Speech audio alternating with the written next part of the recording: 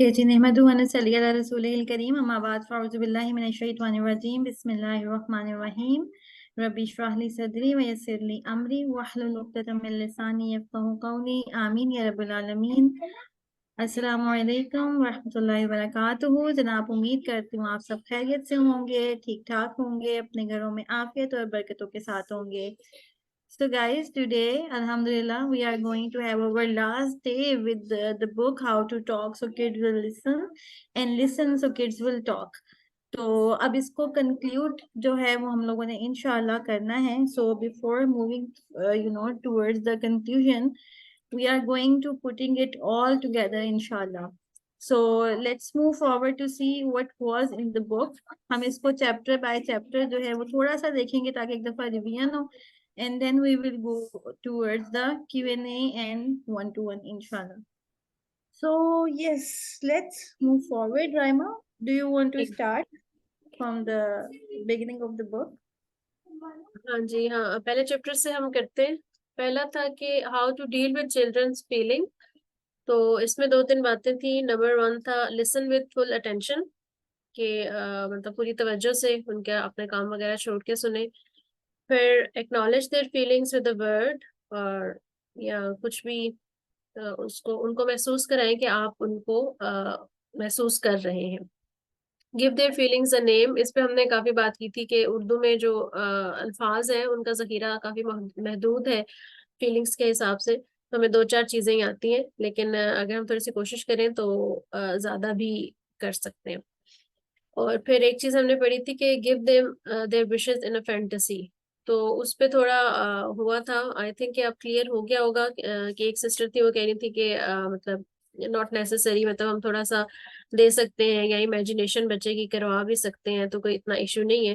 पर ये आप लोगों पे डिपेंड करता है कि आप इसको किस तरह लेते हैं कि फैंटेसी में देनी है बच्चे को। मुझे पर्सनली ये लगता है कि एज एन झूठ ना शामिल हो जाए उसमें, या कभी हाँ हाँ कभी सिचुएशनल वाइज ये हो सकता है कि आप वाकई चाह रहे हो कि हाँ बेटा अभी नहीं, काश मेरे अभी पर होते तो मैं आपको ये ला देती, या वर्ड वैसे काश हम यूज तो नहीं कर रहे, लेकिन मतलब आप कह सकते हैं कि अगर मेरे पास अभी ये होता तो मैं आपको ये कर देती, इफ अगर वाकई आपकी ऐसी कोई इंटेंशन है तो।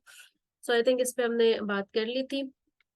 फिर नेक्स्ट चैप्टर है इनकरेजिंग कॉपरेशन वाला, टू एंगेज कॉपरेशन के। बच्चे अगर बिल्कुल कोई बात समझ नहीं रहे, सुन नहीं रहे, तो बजाय चीखने चिल्लाने के सॉरी मेरी जरा तबीयत ठीक नहीं है तो माजरत, माफ कीजिएगा खांसी और उसको। अच्छा, टू एंगेज कॉपरेशन में हमने मतलब विदाउट हिटिंग या विदाउट येलिंग और स्क्रीमिंग हम क्या दो चार चीजें कर सकते हैं। उसमें ये था कि describe what you see and describe the problem. कि सपोज नहाए हैं और तौलिया उसी तरह पड़ा हुआ है बेड पे या कारपेट पे, तो आप बता सकते हैं कि नीचे गिरा हुआ तौलिया मुझे सही नहीं लग रहा, या तौलिया जो है वो कारपेट गीला कर रहा है या गंदा कर रहा है। इसके साथ इसको थोड़ा सा एक्सटेंड कर लें तो गिव इन्फॉर्मेशन, कि गीले तौलिए से स्मेल आती है, आप ये इन्फॉर्मेशन दे सकते हैं बच्चे को। फिर भी नहीं कोई उठा रहा तो से विद अ वर्ड, कि भाई तौलिया, या हाथ से इशारा कर दें कि तौलिया बाहर तार पे, एनीथिंग कुछ भी, ये तो डिपेंड करता है, ये सिचुएशनल होता है। फिर टॉक अबाउट योर फीलिंग्स, कि आपको कैसा लग रहा है, आप बता दें कि भाई मेरा कारपेट गंदा हो या मेरा बेड गंदा हो मुझे बुरा लगेगा, और नेक्स्ट टाइम। और ये सारी चीजें जरूरी नहीं है कि आप एक ही वक्त में ये सारा हो रहा होगा, एक ही वक्त में नहीं होता, बच्चे किधर सुनते हैं लेकिन ये कि आपने कंसिस्टेंट रहना है, थोड़ी थोड़ी प्रैक्टिस करते रहना है। और फिर राइट अ नोट, आप कोई नोट लिखते हैं, मतलब आप जरा एक दफा उसने नहीं उठाया, आप कह भी रहे हैं फिर भी नहीं उठाया, फिर भी तीसरी दफा, तो यूं तो नहीं होगा कि आप जबरदस्ती उसे कहें। हाँ, आप बता दें फिर भी नहीं कर रहा तो ऑफ कोर्स आप करना पड़ेगा, बट नेक्स्ट टाइम आप ये चीजें कर सकते हैं, क्योंकि बच्चों के साथ तो there is always a next time, कोई स्टेगनेट नहीं हो जाती कोई चीज। ठीक है, ये चीजें थी टू एंगेज कोऑपरेशन में। और उसके बाद था हमारे पास के alternative to punishment. Next slide करें।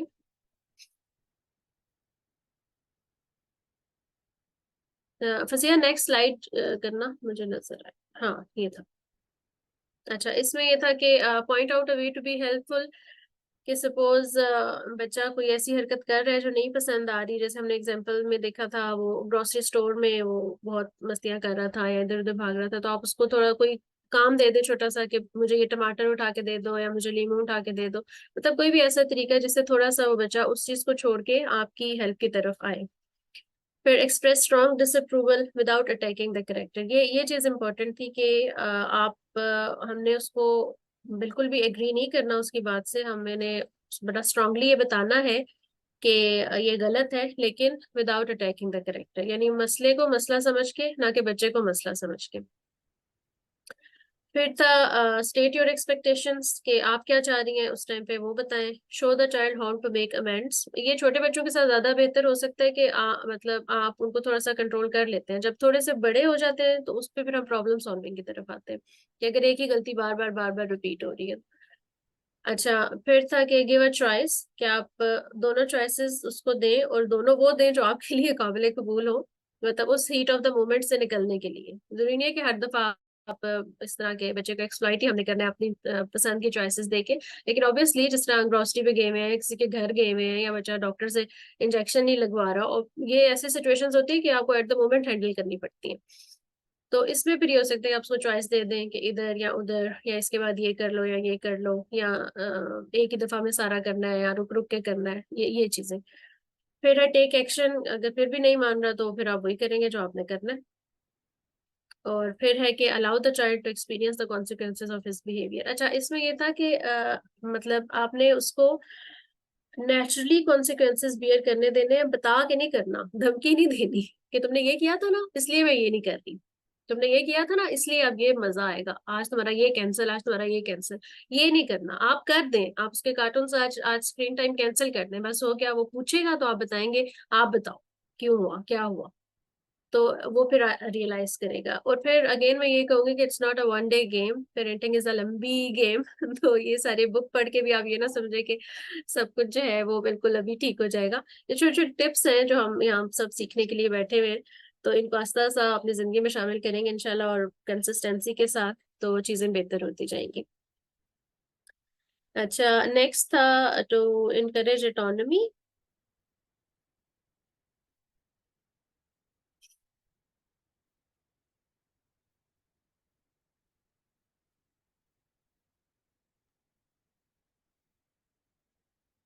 जी राइमा, आ रही है आप इसके ऊपर? हाँ जी, ठीक हाँ है। जी, अब आइए मुझे। अच्छा, इनकरेज ऑटोनॉमी में कि बच्चे को थोड़ी सी इंडिपेंडेंस मतलब देनी चाहिए, उसकी उसको फील हो कि वो भी कैसे काबिल है, इंडिपेंडेंट है, अपने कुछ काम कर सकता है। उसमें सबसे पहले ये कि लेट चिल्ड्रन मेक चॉइसेस, छोटी छोटी चॉइसेस, अंडा अंडा कौन सा खाना है, या कौन सी शर्ट पहननी है, या पहले ब्रश करना है, या कपड़े चेंज करने हैं। अब जब सोने के टाइम पे आप कह लो कि पहले चेंज करना है या कहानी सुननी है, ऐसी चॉइसेस जो आप दे सकते हो उस टाइम पे, और दोनों के लिए जो है वो फिजिबल हो। फिर है show respect for child struggle. Pakistani माए हम चॉइस तो दे देते हैं और फिर बैठ के यूं देख रहे होते हैं, नहीं ना हो रहा अब तुमसे, लाओ मैं करती हूँ फटाफट। छोड़ो, रहने दो तुम, मतलब ये चीज भी हम कर देते हैं। तो इसकी बजाय हमने show respect for child struggle, कि हाँ आपने ये कर लिया, इतना मुश्किल कर लिया, या अगर आप इसको ऐसे कर लो तो ऐसे कर लो, ये हम कह सकते हैं। फिर था कि don't ask too many questions, don't rush to answer questions, और मतलब एट द स्पॉट उसको सोल्यूशन भी नहीं देना, थोड़ी सी उसकी हेल्प कर देनी है। फिर encourage children to use resources outside home and don't take away hope. इसमें आई थिंक हमने वो एग्जांपल की थी कि वो कोई सवाल पूछ रहा था या कहीं, तो टीचर ने कहा कि चलो मैं डेंटिस्ट से, माँ ने कहा मैं डेंटिस्ट से पूछूंगी कि हम क्यों नहीं खा सकते कैंडी, मतलब कोई ऐसे सोर्सेज, जैसे सपोज मुझसे मेरी बेटी पूछे कि आप वो गार्डनिंग का हमने शुरू की, तो उन्होंने पूछा ये बीज अभी तक अंगूर के क्यों नहीं निकले या नहीं निकले, तो अब मुझे इतना पता नहीं था, तो मैंने कहा कि हम फलाने बंदे से पूछ के फिर बता देंगे, या यूं उनसे पूछते हैं कि ऐसा क्यों हुआ है। तो बच्चों को ये आइडिया हो कि हर चीज माँ बाप ने नहीं बतानी होती, बल्कि हम कुछ दूसरों की भी हेल्प ले सकते हैं। सॉरी। अगला था प्रेज।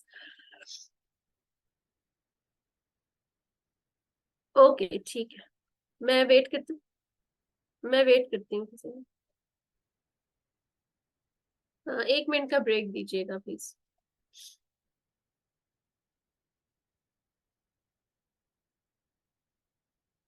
ओके। अच्छा,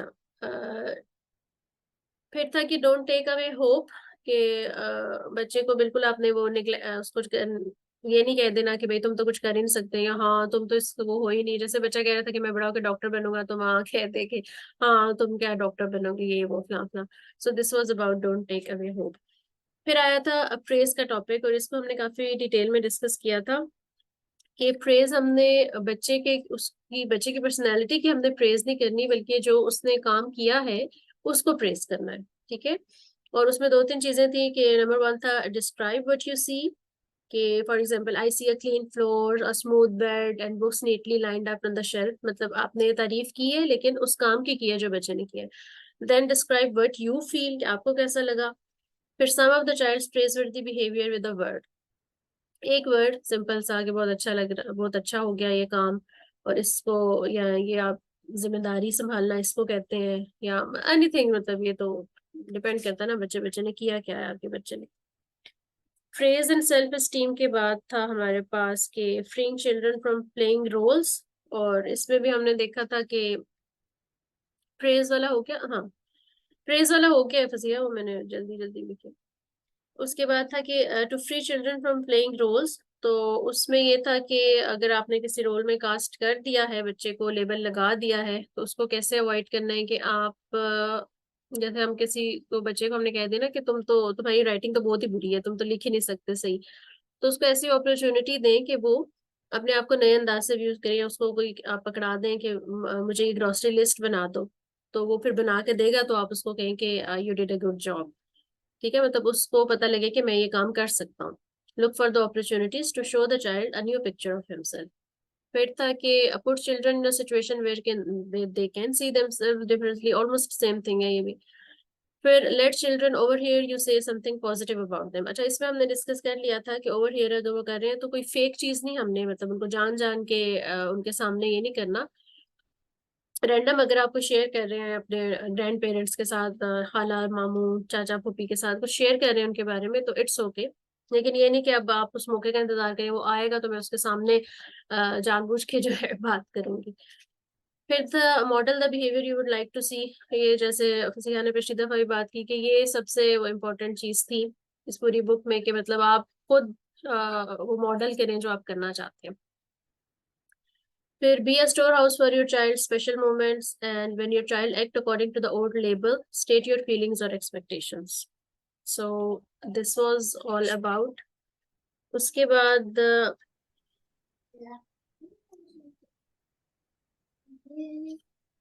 हाँ जी ये सारा था, Yes. तकरीबन 6 चैप्टर्स थे।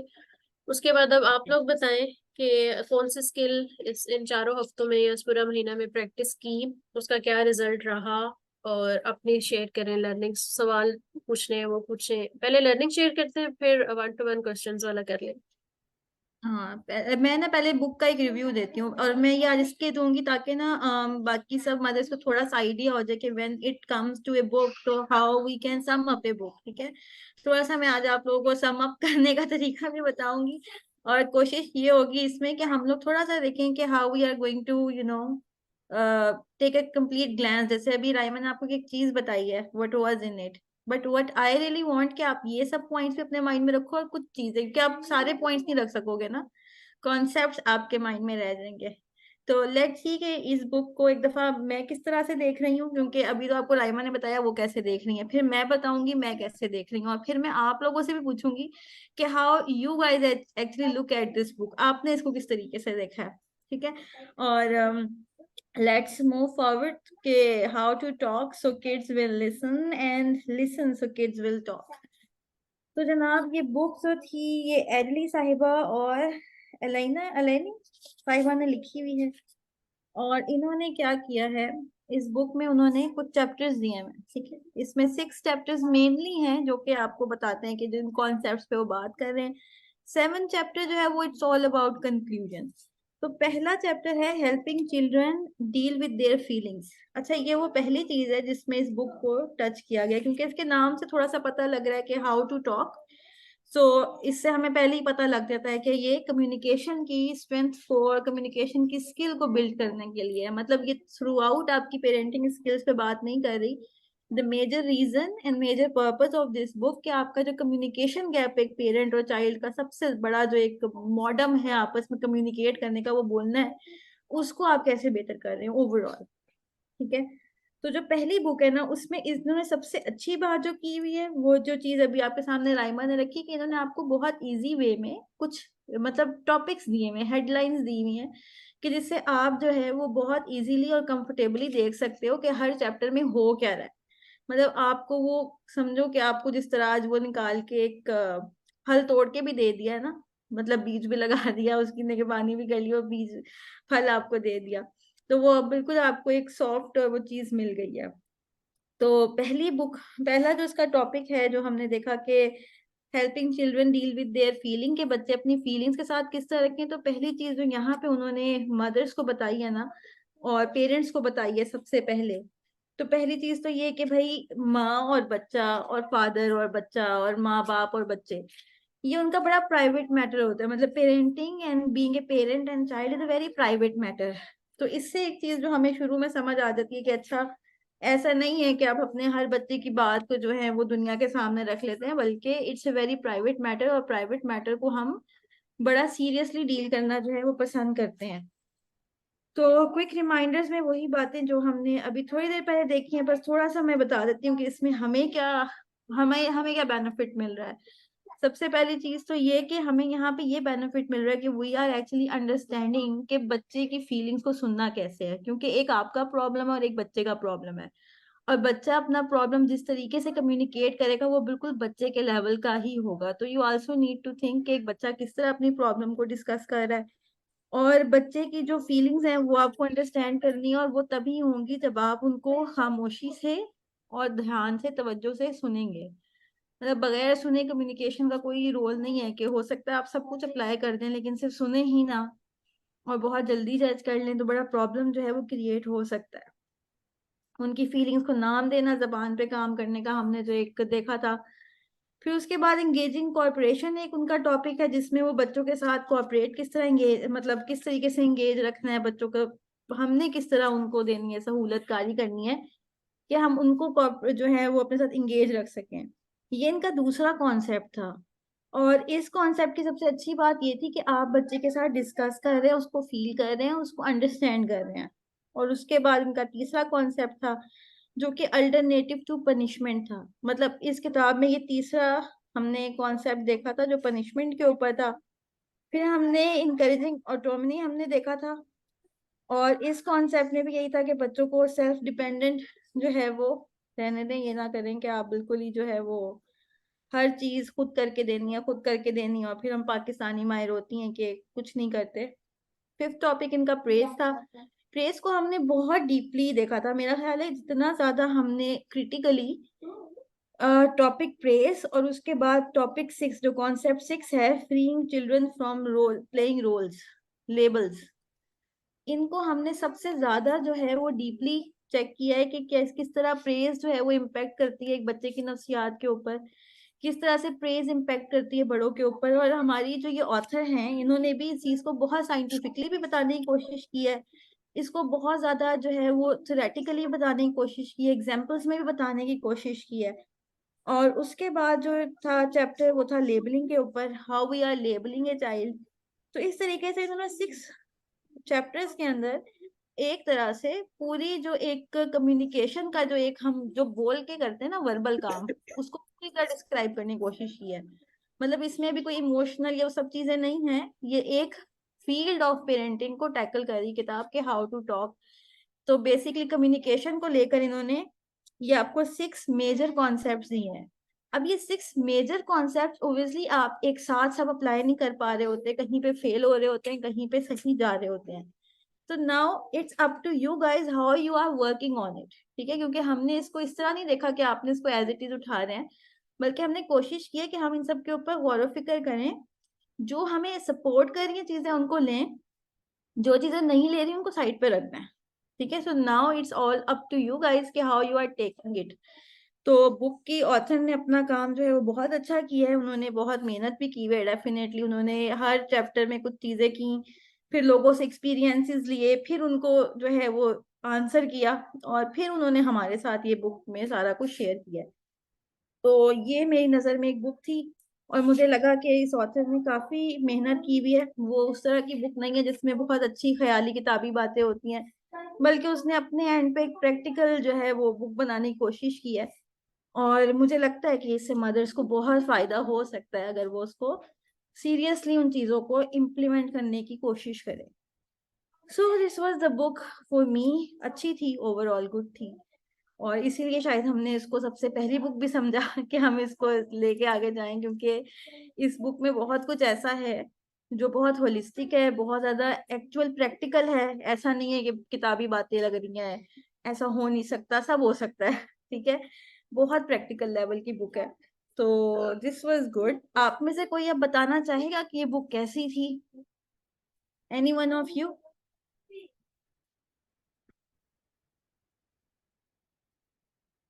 आप लोग क्वेश्चंस भी कर सकते हैं, और आप लोगों को अगर इसमें किसी चीज इम्प्लीमेंट करने में प्रॉब्लम हुई है तो वो भी हम डिस्कस करेंगे इंशाल्लाह। We will only take few you know things online, और उसके बाद फिर हम इसको ऑफ रिकॉर्ड ले जाएंगे।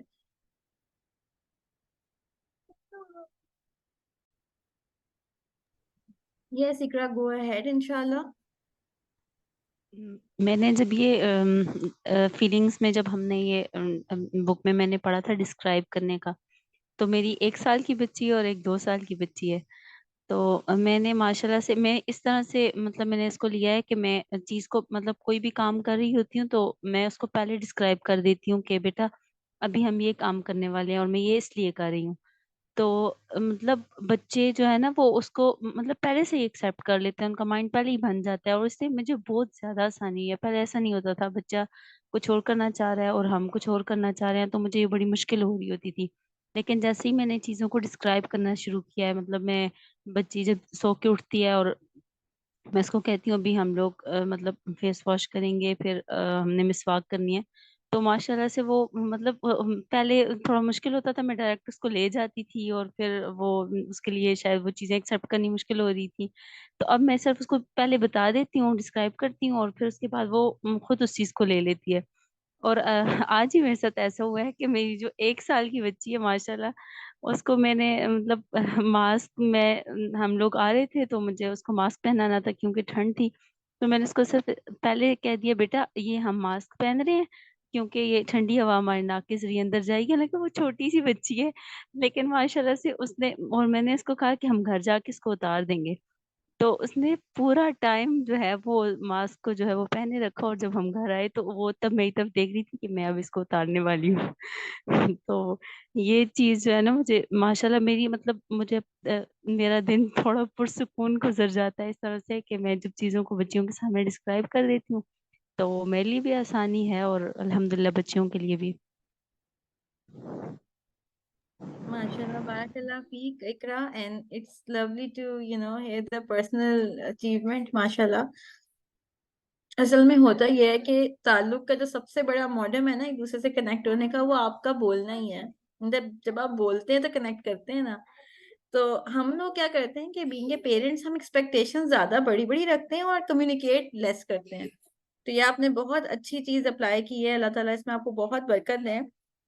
सो do we have any other review right now?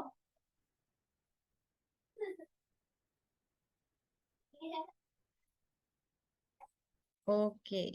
सो हम लोग जो हैं इंशाल्लाह हम क्वेश्चन ले सकते हैं मामा आपसे अभी?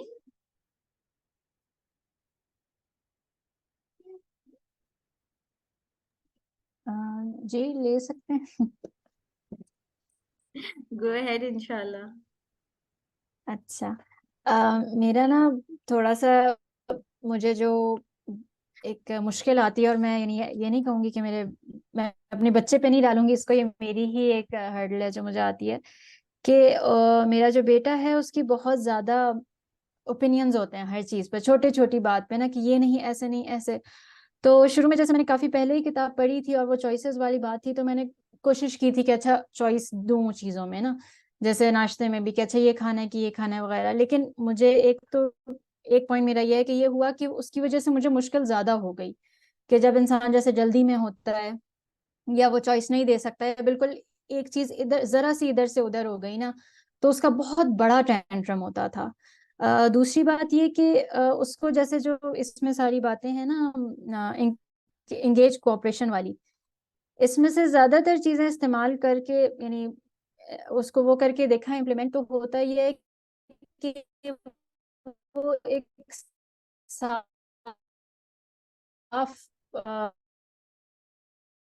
नहीं आ जाता है। और जैसे मैंने दूसरे बच्चों को देखा है कि जब वो खासतौर पे छोटे होते हैं तब उनमें एक बात सुन रहे होते हैं, फिर आहिस्ता आहिस्ता जैसे बड़े होते हैं तो वो मेरे बेटे का ये था कि हमेशा से ही ना उसका मैं लेबल नहीं करना चाह रही, लेकिन हमेशा से ये था कि वो नहीं बात इस तरह से ना एक्सेप्ट नहीं करता था। जैसे ही उसको कोई डिमांड जैसे महसूस होती थी ना तो वो और ज्यादा रिपेल हो जाता था। उसको जरा सी भी ये फीलिंग आए कि कोई डिमांड कर रहा है मुझसे कोई चीज, तो वो बहुत ज्यादा उसका ना एक बहुत बड़ा रिएक्शन होता था उस पे। तो जैसे इस वजह से मुझे काफी ज्यादा जो है ना मैं उसकी वजह से स्ट्रगल करती रही कि मुझे समझ नहीं आता था। और ऐसा नहीं था कि उसका वो किसी की भी नहीं बात सुन पाता था, जबकि माशाल्लाह से काफी एक उसको लविंग एनवायरनमेंट मिला और सारा कुछ ना। और पहला बच्चा था तो वो ज्यादा भी आपको पता है थोड़ा सा मिलता है।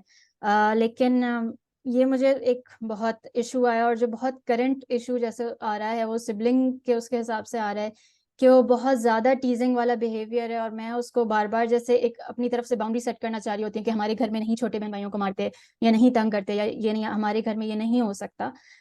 फिर भी वो चीज बार बार हो ही जा रही है, और मुझे ये नहीं समझ आता कि इसकी नेचुरल कॉन्सिक्वेंस क्या होगी फिर। यानी अभी जो फिलहाल जो नेचुरल कॉन्सिक्वेंस वो हो रहा है वो तो ये हो रहा है कि भाई छोटी बहन भी अब मार रही है बड़े भाई को, तो ये फिर एक एक जैसा साइकिल लूप चल रहा है। तो इसकी वजह से मैं थोड़ी सी परेशान रहती हूँ आजकल सिबलिंग राइवलरी की वजह से काफी ज्यादा। Okay, mashallah, Mama.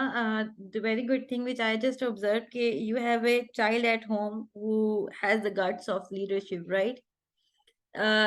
असल में हमारे यहाँ वो बच्चे बहुत अच्छे समझे जाते हैं जो जिनको को सिट डाउन तो बैठ जाए और स्टैंड अप को तो खड़े हो जाएं।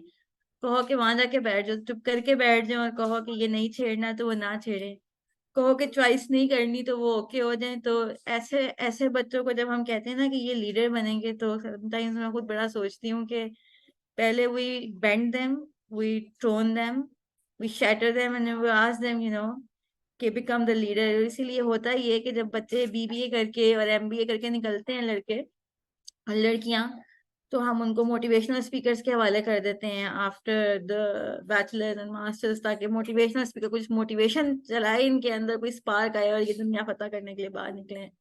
और इसीलिए हमें फिर लीडरशिप ट्रेनिंग्स भी लेनी पड़ती हैं, क्योंकि मसला ये है कि अल्लाह ने तो बाय बॉर्न लीडर पैदा किया था, who is not easy to handle, who is who is the one who loves to make choices, who is the one to who really want to go beyond the limits। लेकिन ये एक ऐसी बात है शायद इस वक्त आपको थोड़ी सी अजीब लग रही हो, लेकिन मैं आपको बताती हूँ ये असल में हो क्या रहा है। ये इसका बुक से कतई नजर, बुक को साइड पे रख दें, मतलब ये मैंने बुक उठाई कि मैंने बुक यहाँ रख दी, बुक को रख दें। The matter which is here is right now कि जो बड़ा बच्चा होता है ना, उसमें एक तो खुद ही सबसे पहले, मतलब बड़ा बच्चा क्या, हर बच्चा, उसकी खुद ही बहुत स्ट्रांग होती है। उसकी पर्सनालिटी में कुछ चीजें होती हैं, like he must be very kinesthetic. I believe he is kinesthetic one who loves to jump around, move around, have things on hand, because such child have this instinct, and this is not a bad thing anyone. I myself is kinesthetic, right? So I love to be kinesthetic because those people are, they love to jump around, they love to be at every place, right? और अब जब एक बड़ा बच्चा होता है उसके बाद कोई भी नहीं होता और फिर एक आ जाता है, तो डेफिनेटली एट दैट मोमेंट उसकी इमोशनल नीड्स बहुत ज्यादा हर्ट होती हैं, and he don't know how to actually overcome them. होता ये है कि बलूगत से पहले के टाइम पे ना parents are the first person जिनको अपने बच्चों की इमोशनल नीड्स फुलफिल करनी होती है। आफ्टर बलूगत बच्चा अपनी इमोशनल नीड्स भी खुद फुलफिल कर देता है।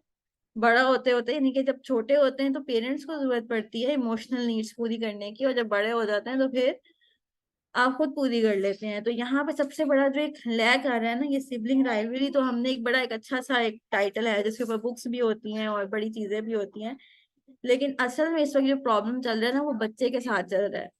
मतलब the child himself is in a problem, क्योंकि अभी हम उसको समझ नहीं पा रहे। हमें लग रहा है कि शायद वो जिद्दी है, लेकिन उसको लग रहा होगा कि वो बिल्कुल जिद्दी नहीं है। तो इस टाइम पे the child needs the time, and let's हम लोग रिकॉर्डिंग ऑफ करेंगे and then we will go to one sessions and I will take Umama and we will discuss together Umama ke how to work on it, because there is a complete strategy to work on kids and their behavior and to see how we are going to support them. ठीक है, क्योंकि असल में बच्चे bye born leadership के कीड़े लेकर पैदा होते हैं। ठीक है, बाय बॉर्न उनमें गट्स होते हैं। एंड आप देखें एक लीडर कैसा होता है, ही ऑलवेज इन द पैशन। और हम जिन बच्चों को पुट ऑफ करते हैं ना, उनकी खुदी बड़ी स्ट्रांग होती है। अगर मैं इसको इकबाल की उसमें कहूँ तो खुदी बहुत स्ट्रांग होती है। हम कहते हैं स्टबर्न है, you know always ask think, demand कर देता है। ठीक है, उनका कॉन्फिडेंस लेवल है ना, ये इनका कॉन्फिडेंस लेवल है। They can ask questions, they can demand things. This is now up to us how we are going to manage it, how we are going to handle it, how we are going to communicate it, what label we are going to give them. Whenever I see such child, I always say they are leaders. They are born leaders. We need to polish them. We need to work on them. We need to take it as the opportunity कि अच्छा अल्लाह ने हमें एक बच्चा ऐसा दे दिया है who know how to make choices, who know how to demand things, who know how to step forward. So I always believe कि अल्लाह ने जो बंदे की personality बनाई है, it really need to be there. हमने उसको नहीं छेड़ना। मतलब right now what I am going to do mama with you, I am not going to ask के बच्चे को ऐसे करो, बच्चे को वैसे करो, बच्चे में ये टोटका आजमाओ। He is all perfect in her way, in his way. We will see what Umama need to do, right? And this is how the parenting works. The child is always right. ठीक है, problem ही कोई नहीं है। Everything what need to be done is with us and at our family environment and in our dealings and in our methodology of parenting, inshallah. So with that inshallah हम लोग अगर किसी का कोई क्वेश्चन है बिसाइड उमामा का इस सवाल के अलावा, तो we can move on. ठीक है, हम उसके सवाल को ले सकते हैं। If anybody else want to add something, तो you're always welcome. So this is me now. We are signing off inshallah, or you guys will inshallah wait for the next book, और अगली book inshallah हमारी next week आएगी. So stay tuned inshallah and keep everyone in duas, especially those who are participating and working on it, actually working on it. So see you guys. Assalamu alaikum wa rahmatullahi wa barakatuh.